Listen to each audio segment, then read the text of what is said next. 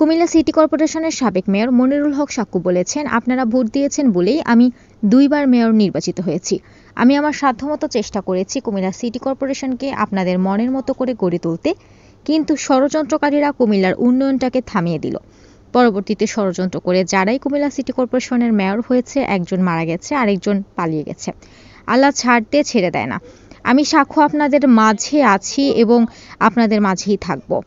আপনাদের সকলের মতামতের ভিত্তিতেই আগামী সংসদ নির্বাচনে আমি এমপি প্রার্থী নির্বাচন করব। এই কুমিল্লাকে সন্ত্রাস, চাঁদাবাজ ও মাদক মুক্ত করব ইনশাআল্লাহ। আমি আশা রাখি আগামী সংসদ নির্বাচনে পূর্বের ন্যায় আমাকে আবারও ভোট দিয়ে নির্বাচিত করবেন এবং আপনাদের দাবি উত্থাপনের সুযোগ দিবেন।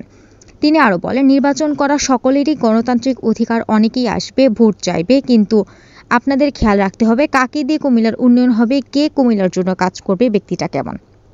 সোমবার সন্ধ্যায় কুমিল্লা কান্দিরপাড়ে বিভিন্ন শপিং মল ও বিপণী বিতানগুলোতে বিএনপির ভারপ্রাপ্ত চেয়ারম্যান তারেক রহমান ঘোষিত লিফলেট বিতরণকালে তিনি এসব কথা বলেন।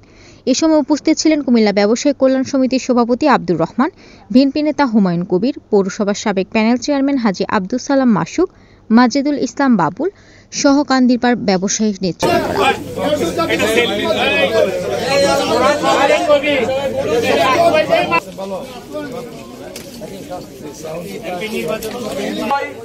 আপনাদের কাছে দোয়া চাই, কুমিল্লার 6 আসনের সাক্ষ্য পাই, আমরা সবাই তাকে